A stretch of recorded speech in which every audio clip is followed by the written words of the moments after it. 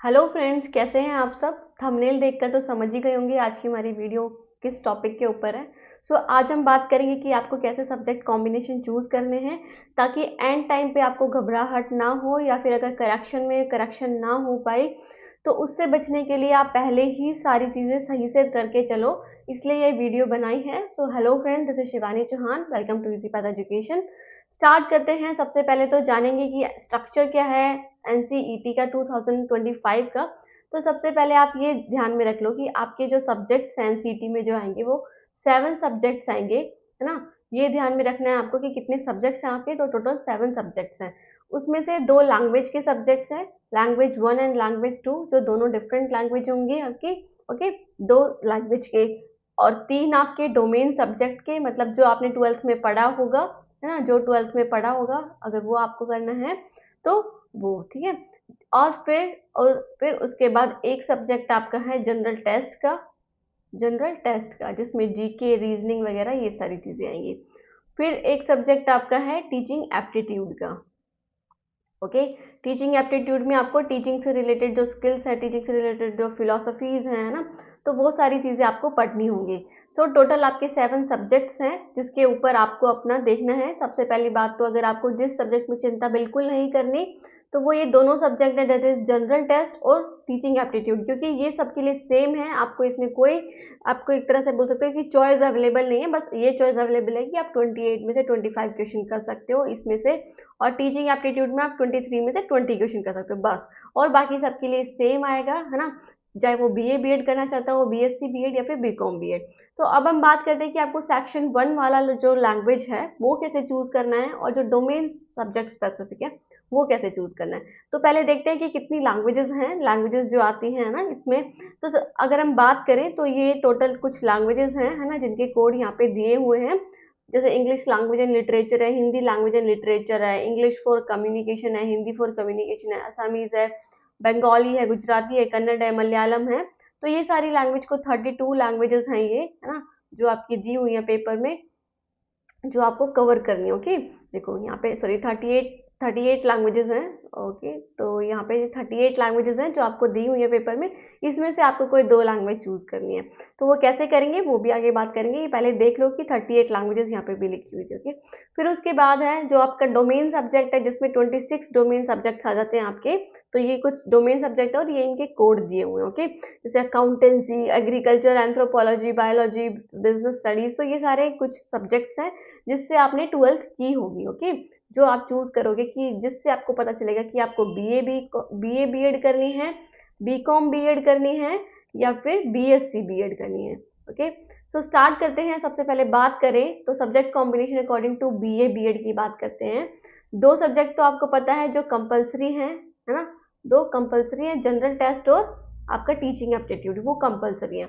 उसके अलावा लैंग्वेज 1 और लैंग्वेज 2 की अगर हम बात करें ना, लैंग्वेज 1 में अगर आप इंग्लिश चूज करोगे, फॉर एग्जाम्पल आपने इंग्लिश चूज कर लिया एक सब्जेक्ट, है ना, इंग्लिश फॉर कम्युनिकेशन, तो आपको दूसरा दूसरा अलग सब्जेक्ट चूज करना पड़ेगा, दैट इज लाइक हिंदी, है ना, या फिर आप कोई भी लैंग्वेज जो आपने पढ़ी होगी 12th में, है ना, हिंदी फॉर कम्युनिकेशन, तो आप ऐसे चूज कर सकते हो। ओके, फिर आता है आपका किसके बारे में, फिर आता है आपका डोमेन सब्जेक्ट के बारे में, जो कितने हैं टोटल, जो टोटल हैं आपके 3।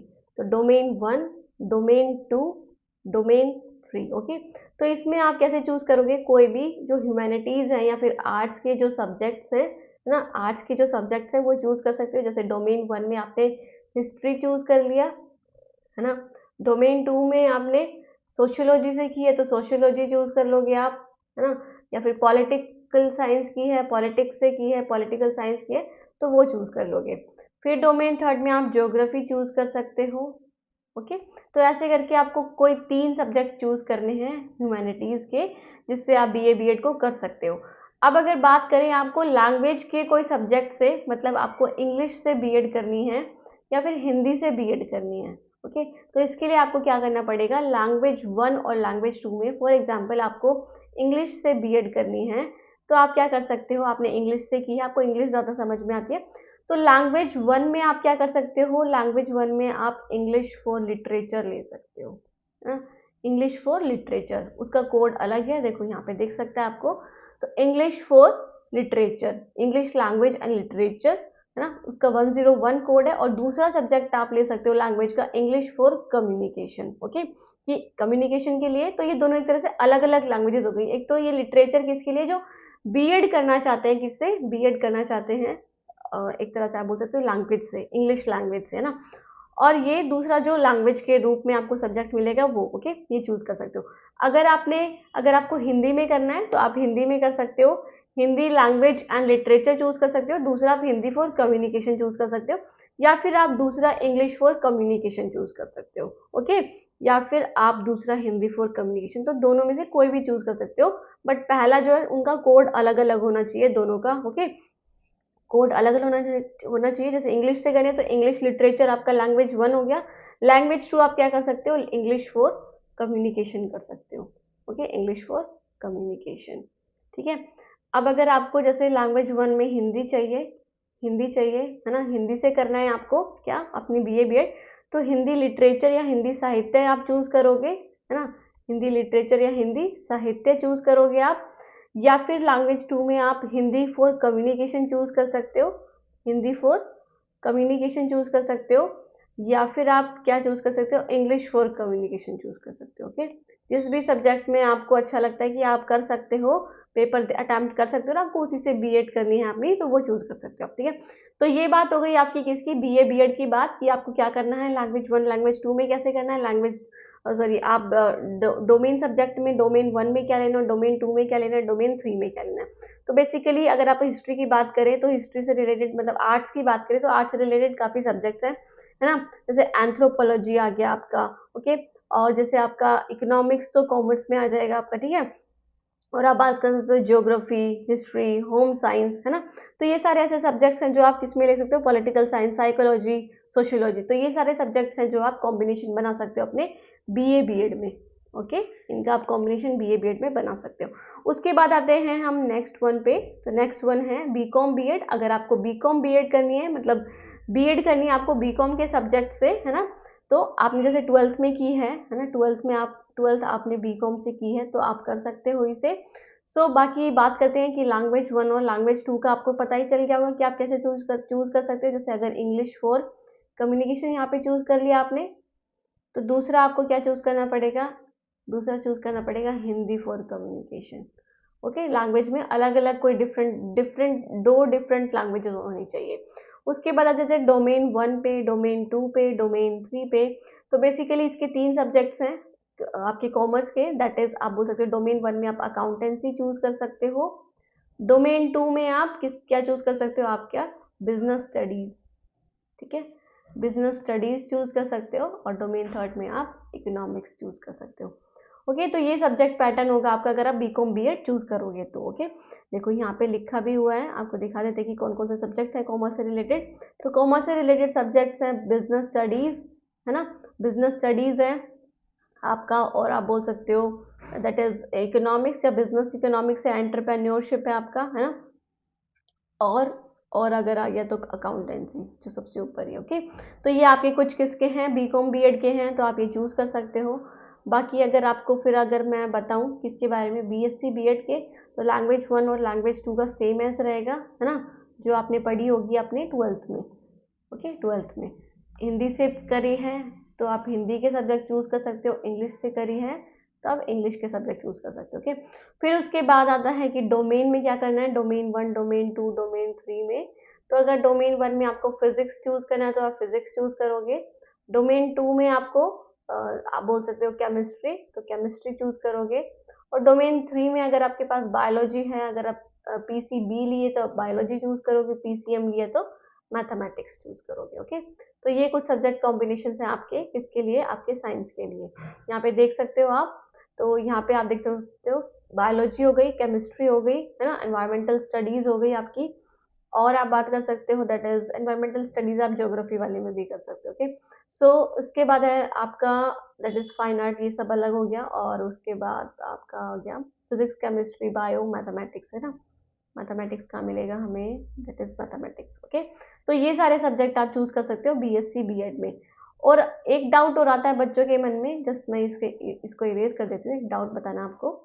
तो एक डाउट और आता है जो स्पेशली सबके मन में आता है ना, सब बच्चे सोचते हैं, जैसे कि हमारा NEP कहता है, NEP 2020, कि आप कोई भी सब्जेक्ट हो आपके पास 12th में, ज़रूरी नहीं है कि आप आगे उसे ही परसू करो, क्या पता आपको ज़बरदस्ती दिला दे, या फिर आपने ऐसे डिसीजन ले लिया हो कि पीयर ग्रुप की मान के, अपने दोस्तों की मान के, है ना।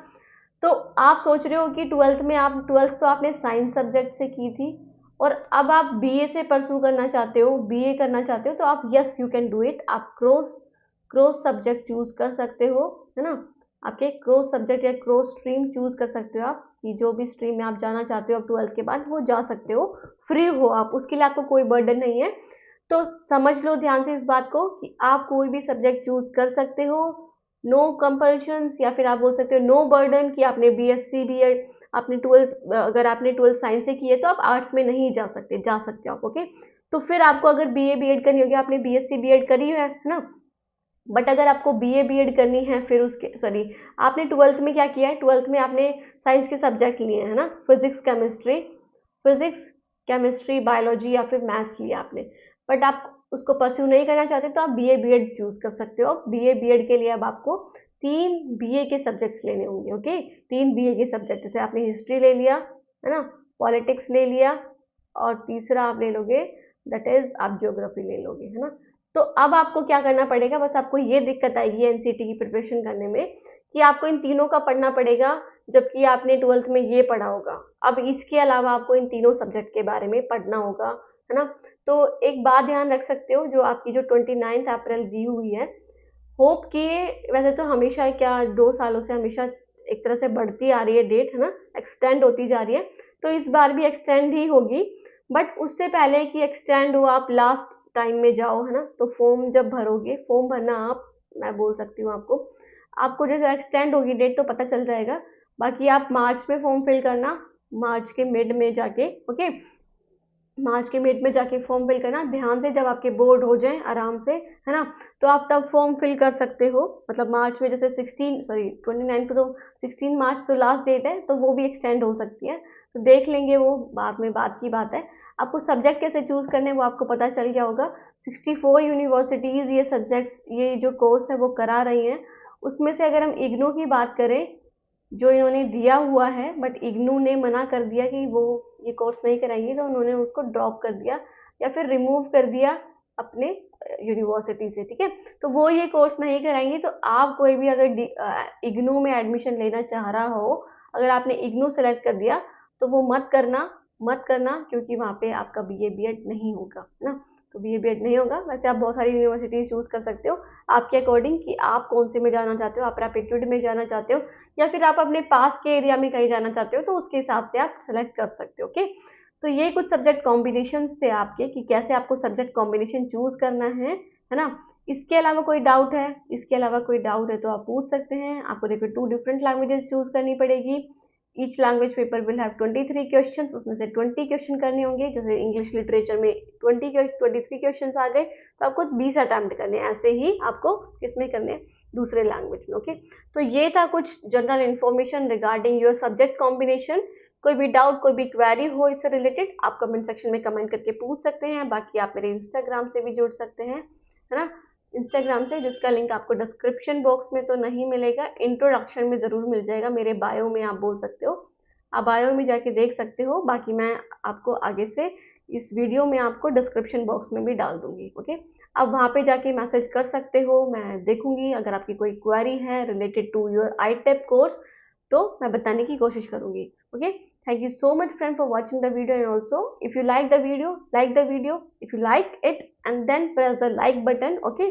और अगर आपको चैनल अच्छा लगा हो, मेरी इन्फॉर्मेशन इन्फॉर्मेटिव लगी हो, तो वीडियो को भी आप बोल सकते हो, चैनल को भी सब्सक्राइब करना ना भूलेगा, ठीक है। सब्सक्राइब भी कर दीजिएगा इजी पथ एजुकेशन को। इधर आपको ITEP से रिलेटेड, जो ITEP फर्स्ट सेमेस्टर है, सेकंड सेमेस्टर, थर्ड सेमेस्टर है, उनका सिलेबस मिल जाएगा। जो भी आपका जो सिलेबस है, जब आप इसमें एनरोल्ड होंगे तो आप यहाँ से पढ़ सकते हैं, है ना। तो thank you so much student for watching the video, के बाय, टेक केयर।